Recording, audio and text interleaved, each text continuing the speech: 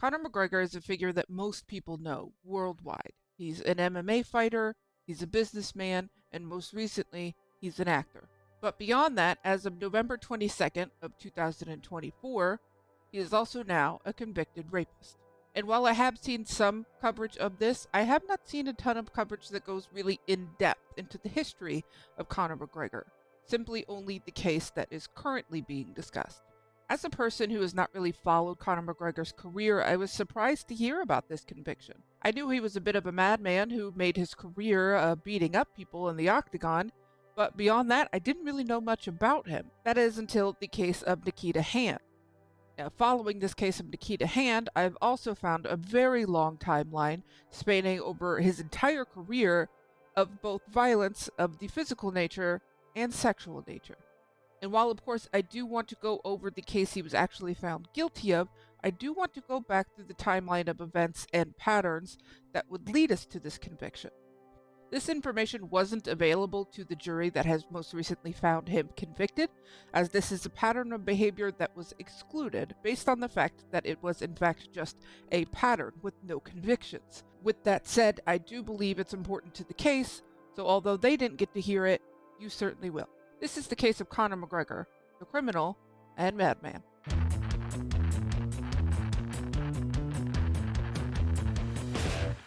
Let's go ahead and back it all the way up to 2008. At this point in time, Conor McGregor was making a name for himself in what was the infancy of MMA fighting. This was long before it was a household sport that everyone knew and aspired to be in. But he did come from a background of boxing and martial arts, so he fit right in. In the start of his career, he did seem so focused on that career, he didn't seem to get into much trouble as far as criminal activities go. That's at least that we know of. Although he was widely known at that point, his true debut in MMA wasn't really until the 2013 fight. This was against Marcus Brimage, and in this fight, Conor McGregor did manage to get the win within 1 minute and 7 seconds of the first round with TKO. That was the Conor McGregor that at least I knew. I knew the wild Irishman who flew around the ring and no one could predict what he was going to do next. I had no idea the person that he was or was going to become. He continued to rise through the ranks, eventually winning his very first belt in 2015. But even before getting his belt, he was already a household name, and celebrities far and wide made space for Conor McGregor to join their ranks. Of those celebrities, that now includes the infamous P. Diddy. We've all heard his story. I've even done a video on it. If you're interested, I'll link it below. You can check that out there. That's not the point of this video. The point of this video is Conor McGregor. And one of the first instances that we see of a break in the mask of Conor McGregor is his meeting with P. Diddy. What's interesting is that although P. Diddy we know has lots of people that surround him, he didn't seem to have any interest in Conor McGregor being around. He reluctantly agreed to a photo and for them to hang out at an event they were both at. Conor McGregor went on to a late night show to discuss that interaction and say that P. Diddy had no interest in meeting him. McGregor even said Diddy, and I quote, was a little up his own ass. There's no way to know if that was just a coincidence of a statement or if McGregor actually knew what was going on at that time, as it seems many people did. But nevertheless, it is an interesting take on P. Diddy. To hear his own thoughts on it, here's that clip. Years that you've become friendly P. Diddy, and there you are with the. Yeah. Was P. Diddy? Did he ask to be in the photo with you, or was it the other way around? I mean, P. Diddy's a little up his own ass, to be honest. But that was. Oh, that's great. Now, we were at a college football game, the UCLA. But he is, you know what I mean? I didn't even want to get in the picture. He barely shook my hand. I was about to just give him a left to the chin real quick. But this is LA, isn't it? You just go around meeting people, so I'm just having fun. But P. Diddy was on the bottom of the list of people I wanted to meet, especially after finally meeting him. Between 2013 and 2015, not much of note went on, at least criminally.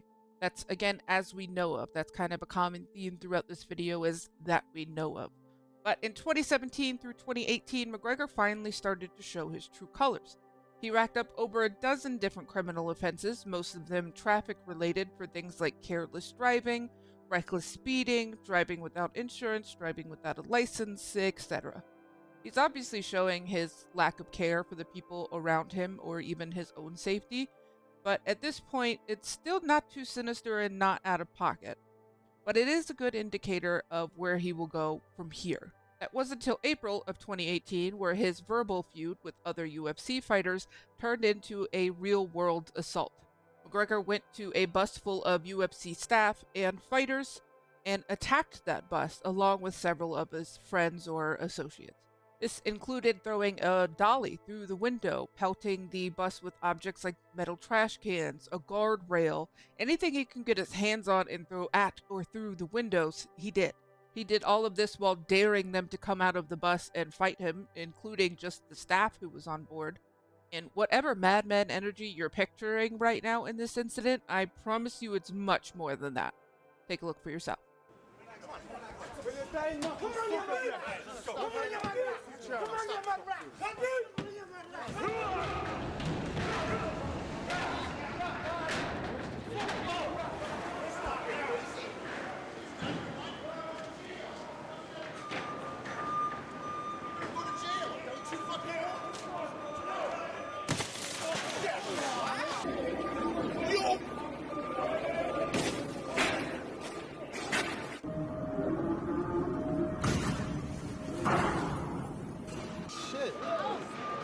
What the fuck? You alright, Mike? She's cut.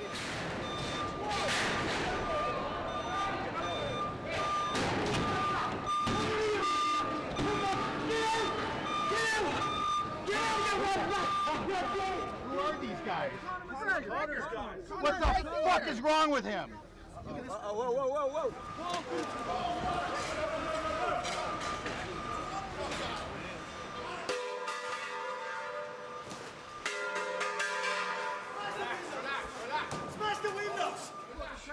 That's why. Oh yeah, fucking Jesus Christ! Dude, what the fuck?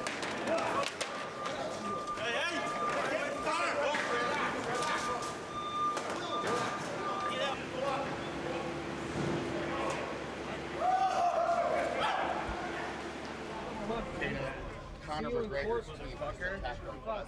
They threw a chair through our window of our bus, and we're stuck at the Barclay Arena. The result of the attack was several fights needing to be canceled in the coming days due to varying injuries from both the staff and the fighters that were on that bus. Some of those injuries came from the glass breakage that got into people's eyes. Others came from the direct hit of a dolly to the face. After TMZ leaked this footage out to the public, McGregor then turned himself in to the police. He was charged with criminal mischief and assault, but this is really where the law system truly starts to aggravate me.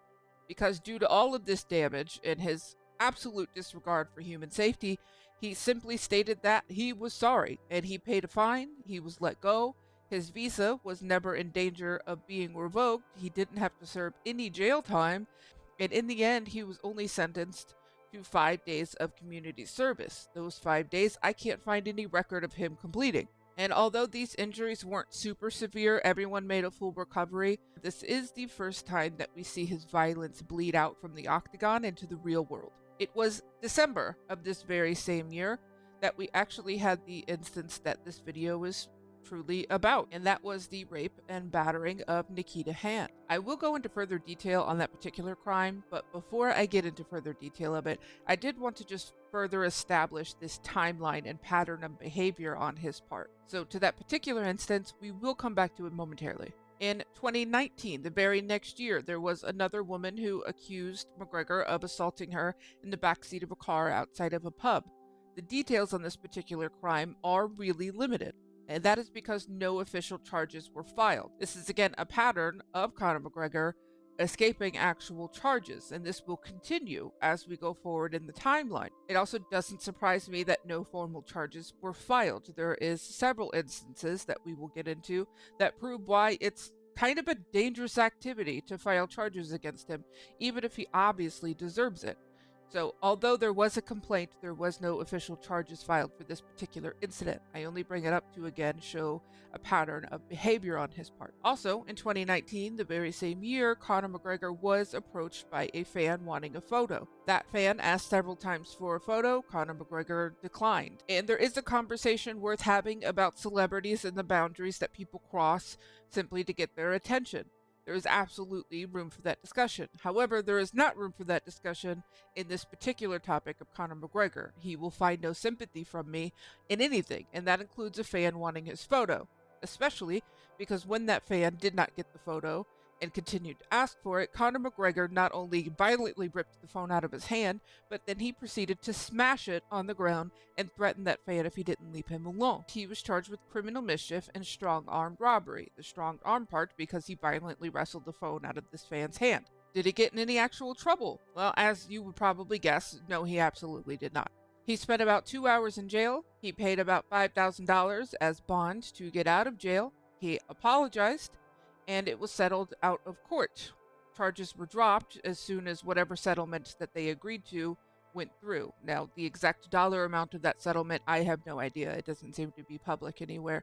But the actual criminal charges were dropped as it was settled monetarily out of court. He clearly learned nothing because in 2019, the very same year, he walked into a pub wanting to celebrate the release of his new line of Irish whiskey. Now, to be clear, this was a random pub. This wasn't somewhere that was pre-designed or assigned for a release party. This was just a random Irish pub that Conor McGregor walked into wanting to celebrate the release of his new whiskey.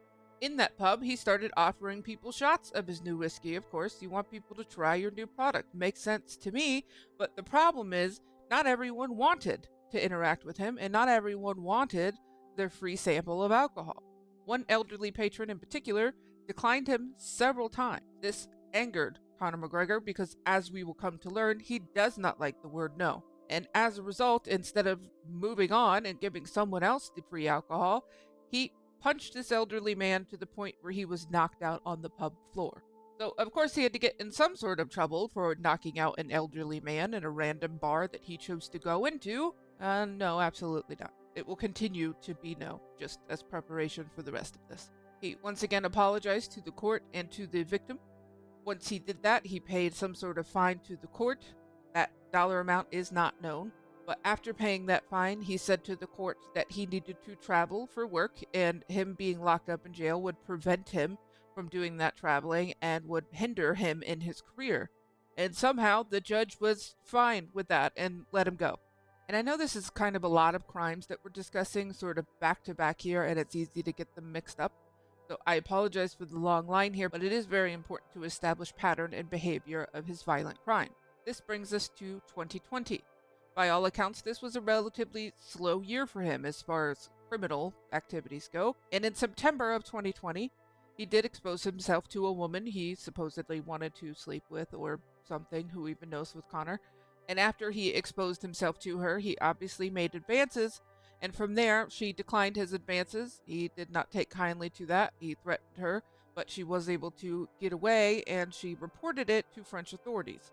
He was initially held for questioning on indecent exposure and sexual assault, but he flexed his money, he flexed his lawyer, and essentially said, "Prove it or let me go." And when they couldn't prove it, they in fact did have to let him go. Again, he was not formally charged on the sexual assault, but if you're keeping count, this is really starting to rack up the number of times he's been accused of it. In 2021, Conor McGregor attended a party in Italy. This was specifically in Rome, Italy, and all of the guests called him unhinged and wild. Outside the venue, an Italian DJ and TV personality stated that without provocation or any sort of cause, Conor McGregor attacked him, punching him in the face, causing his nose to break. He said Conor McGregor seemed possessed at the time. In that moment, his brain completely, switched, turned off. I was owner of a lot of nightclub, and I saw that type of stuff when your brain turned off immediately in 1 second. And he punched me in my face. It's like that, okay? We are speaking, imagine if you are in front of me and you speak with me for 2 hours and chilling and smiling, and I punch you after 2 hours, out of the blue. Despite the injury, there was no formal charges pressed, which again just really irritates me worldwide for law enforcement, that he just gets to get away with all of this. It doesn't matter if he's punching people, assaulting people, it doesn't seem to matter what it is. He can just seemingly do whatever he wants, at least at this point. But in 2022, McGregor really stepped up his pattern of violence, and this in particular was in Ibiza, Spain, or more specifically, in a yacht outside of Ibiza, Spain. There, a woman joined him on the yacht, the married man, I might add, joined him on that yacht and spent the rest of the afternoon with him. At a certain point, he began making advances to which she said she was initially interested, but he became violent and she started to become afraid for her safety. As such, she tried to stop the encounter, and when she tried to stop the encounter, he instead put her in a chokehold, punched her, kicked her, and threatened to drown her. So the second she had a moment to escape, she did so by jumping off the side of the yacht and swimming for over an hour until she was eventually rescued by a Red Cross ship. The woman said she was so scared for her safety she didn't even want to speak to the authorities there in Spain because she wasn't originally from there.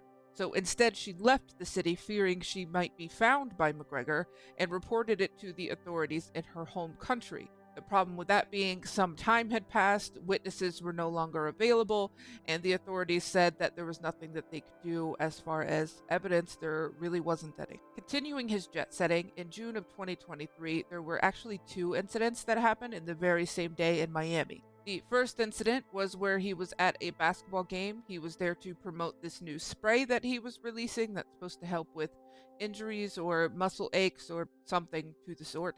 As part of that promotion, he set up a skit with the mascot of the Miami Heat.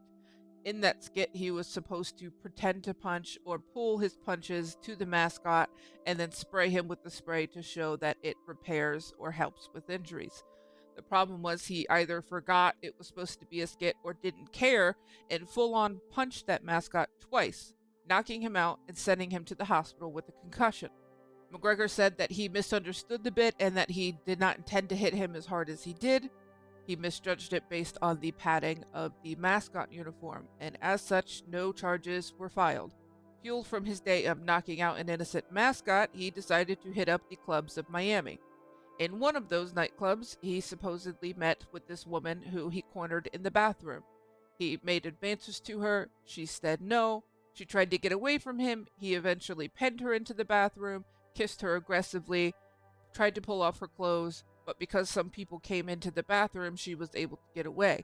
She did report the incident. However, there was no witness to the actual interaction, just him stopping in the end when the people walked in, and because of this, again, he was not charged with any sexual assault or anything else, and free to go about his day. And I am positive there is more that we don't know about. And the reason I am so positive of that is because of a particular incident that happened with Nikita Hand. If you remember, that's what technically this video is about and what I did mention back from 2018. She too went to the police, this time with actual evidence and witnesses. She was determined for him to be charged for what he had done to her, but the end result was the classic she said it was not consensual, he said it was. And that is despite her many injuries that we will get into momentarily. But the reason I am so particularly positive that there are more crimes that we are unaware of is because of an incident that happened in June of 2024. After years of trying to get a criminal conviction and that failing, Nikita decided to take this to a civil trial instead.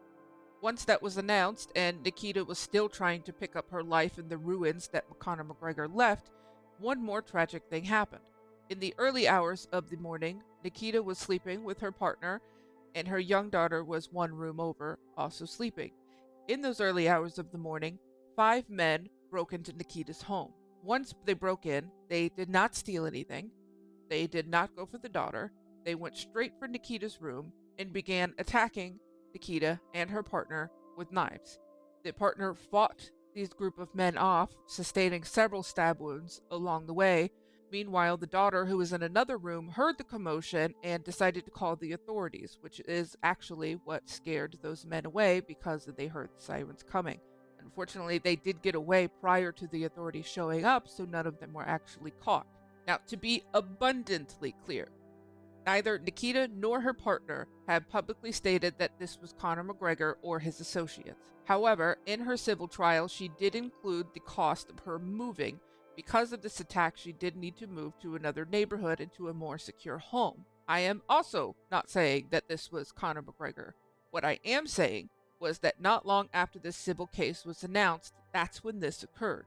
And legally, that's really all I can say on that particular incident, because there is no direct proof of anything otherwise. And Nikita is such a unique case when it comes to sexual assault, particularly by Conor McGregor, and that's because of two separate things. The first reason she is so unique is because she never gave up trying to charge him and trying to seek justice for what happened to her.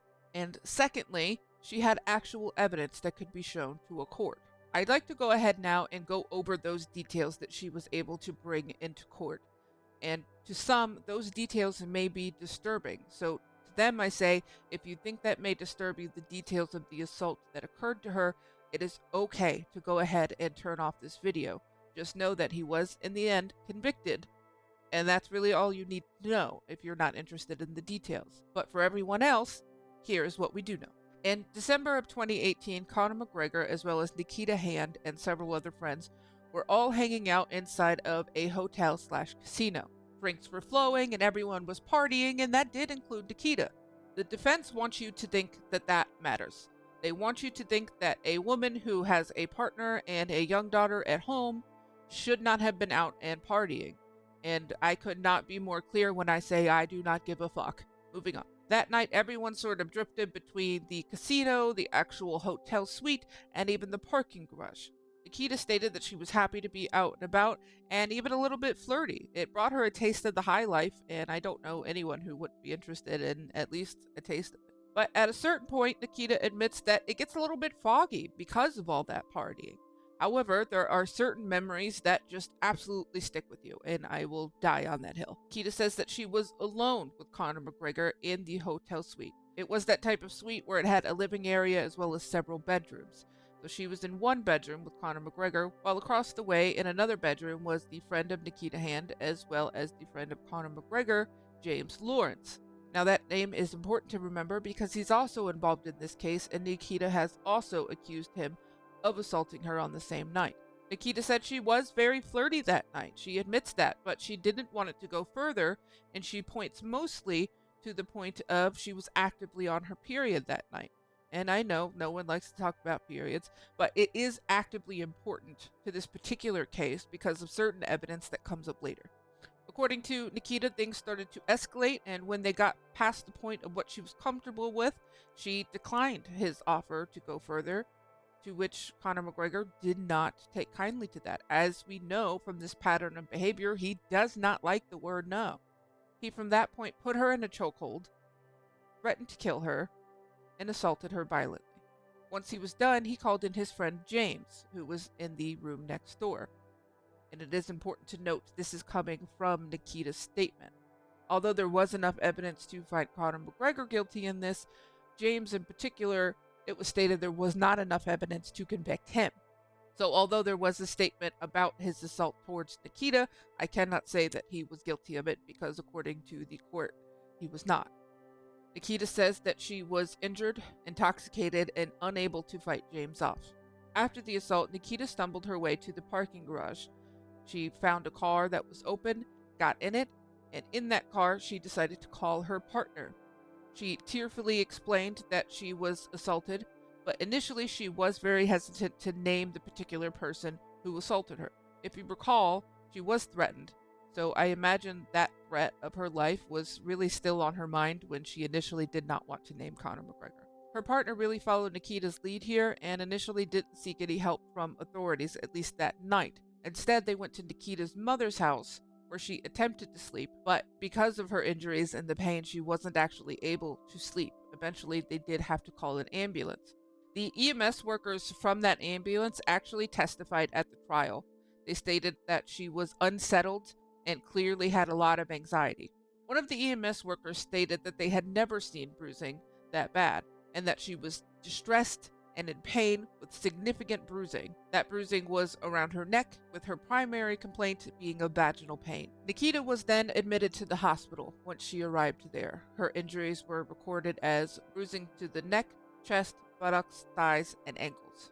They also treated her for injuries such as vaginal tearing and bruising, but most significantly, they treated her for a tampon that was shoved so far inside of her that they had to surgically remove it from her uterus. That man brutalized this poor woman, and it's hard to talk about the details of what's happened to her, but as Nikita herself states, it's important to talk about things even when they're hard, because not talking about things leads to the situation where Conor McGregor and men like him get away with things for so long. Conor McGregor and his defense really wanted to lean into the fact that he claims it was a consensual sexual outing. But once the jury saw the evidence from the doctor and the doctor testifying about the surgical removal, that claim was thrown out, really. The doctor stated that even with consensual sex, typically the tampon would be removed. And also, the injuries he saw with Nikita are indicative of a very violent sexual assault. After her initial treatment, she was given a temporary script for anxiety medicine. As expected, she had a lot of anxiety. But over the next few months, she declined even past that initial anxiety, and she was eventually diagnosed with PTSD. That diagnosis really came from a variety of different symptoms she was experiencing, which included insomnia, severe anxiety, nightmares, flashbacks. There's just a multitude of different mental anguishes she was going through that led to that diagnosis of PTSD. Also, it's important to know that the diagnosis for the PTSD came specifically from a psychologist who is an expert and specializes with victims of sexual assault. So she would absolutely know what signs to look for. I only bring that up because there are certain people who said that she maybe paid off a doctor to get a diagnosis, but that doctor in particular is an expert, and there would absolutely not be any way for you to fake your interaction or thoughts with her. All of this is evidence that the local police ignored, simply because Conor McGregor is Conor McGregor and said it was consensual. Nikita did fight for those charges, and she fought very hard, but she didn't go public with her accusations. In fact, it didn't really get into the public eye until those charges were dropped, and they declined to file any further charges against him. After it was made obvious that a criminal trial would not be happening, she turned instead to a civil trial. She knew the max amount going into it that she could be rewarded based on local laws was approximately $248,000. And I'm not saying that's not a significant amount of money, because for a lot of people it absolutely would be.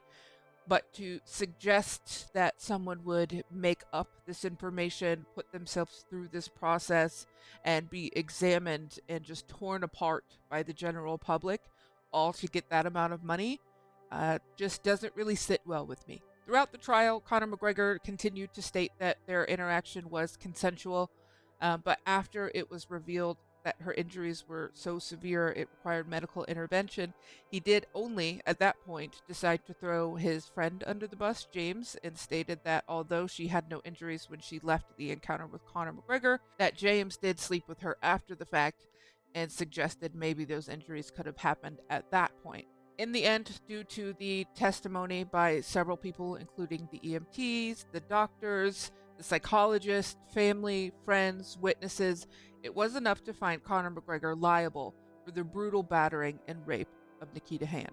James Lawrence, however, was excused from this trial due to lack of evidence. He's actually now began threatening to sue Nikita for defamation of character, and I can't say that he was legally responsible for this because according to the court, he wasn't.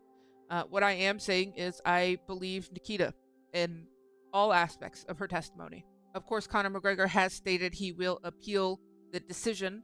He has gone on an absolute tirade on social media, but the fact remains that this is the first time that he's actually being held accountable for his actions. He's not only being made to pay this amount of money directly to Nikita, he is also being dropped by several vendors around the world.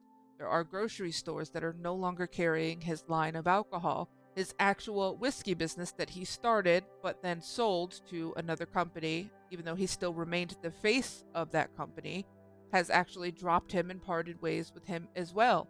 So the own company that he started has now dropped him.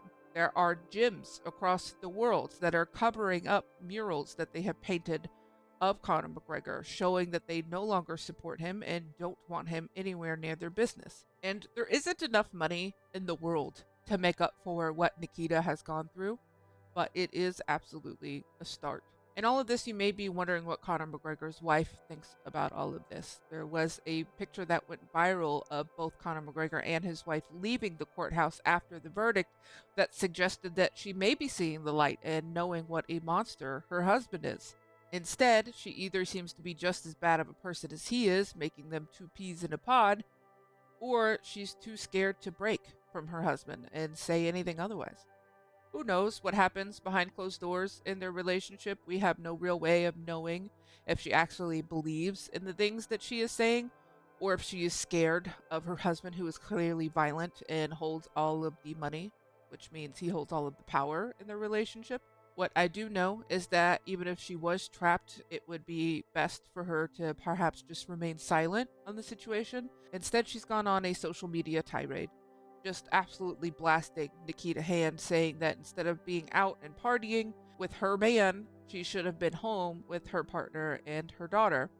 And in all of that, she neglects the fact that her man, her husband, at the very least consensually had a relationship with Nikita. At very worst, assaulted her, which we now know is true. But even if you believed he wasn't guilty of it, you have to know that he at least slept with the woman. So I just genuinely don't understand where she's coming from on this one and how she can exclusively blame Nikita, and in fact blame her at all, really, in this particular situation. I think the evidence speaks for itself. But as for Nikita, I am extraordinarily happy that she got the verdict that she deserved and needed. She even said it in a statement herself outside of the courthouse, how much of an impact a verdict like this can make in the lives of herself and other people who have been either assaulted by him or just assaulted in general, and it gives them this sense of power that sometimes, obviously not always, but sometimes justice can be delivered. Start off by saying I'm overwhelmed. I'm touched by the support I have received from everybody. First, I want to thank the Coleman legal team and my three barristers, John Gordon, Ray Boland and Sean. They have been amazing from start to finish. I want to thank Mr. Justice Alexander Owens, the jury, all the witnesses. I want to thank the doctors, nurses and everyone at the sexual assault treatment unit in the Rotunda Hospital for looking after me, especially my own Dr. Frank Clark. I want to thank the Rape Crisis Centre, especially Cleena, who has been by my side throughout this entire period. I want to thank all the guards and the ambulance crew. I want to thank all the women and men out there who have supported me throughout this trial. For every person who reached out to me, a card, a letter, email, everything, it hasn't gone unnoticed. Thank you, I really appreciate it so much. I want to thank my partner Gary, who has been so supportive for the last 4 years and has held my hand throughout this trial every day and every other day. I want to thank my mum and all my family and friends. Lastly, I want to thank my daughter Freya, who I'm most grateful for. She has given me so much strength and courage over the last 6 years throughout this nightmare to keep on pushing forward for justice. I want to show Freya and every other girl and boy that you can stand up for yourself if something happens to you, no matter who the person is, and justice will be served. To all the victims of sexual assault, I hope my story is a reminder that no matter how afraid you might be, speak up, you have a voice, and keep on fighting for justice. I know this has impacted not only my life, my daughters, my family and friends tremendously, and it's something that I'll never forget for the rest of my life. But now that justice has been served, I can now try and move on and look forward to the future with my family and friends. But despite feeling so happy for Nikita and this result, I can't help but think of all of the other women that we even know of that he's clearly assaulted and harmed, and also just the people he's assaulted in general, like the old man in the pub, the mascot, the staff and fighters that were on that UFC bus. There's a year's worth of a warpath that Conor McGregor has left behind him. There are so many people that have been victims to his rage, and although this recent verdict is a start to finding justice, there's still so much more that needs to be done, and until he faces any actual consequences that make a dent in the life that he's been able to build for himself, then justice can never really, truly be served. This has been the case of Conor McGregor, the criminal and madman. I want to thank you all for sticking with me while we delve into the details of this particularly brutal case. And as always, the goal here is to just find the cold truth.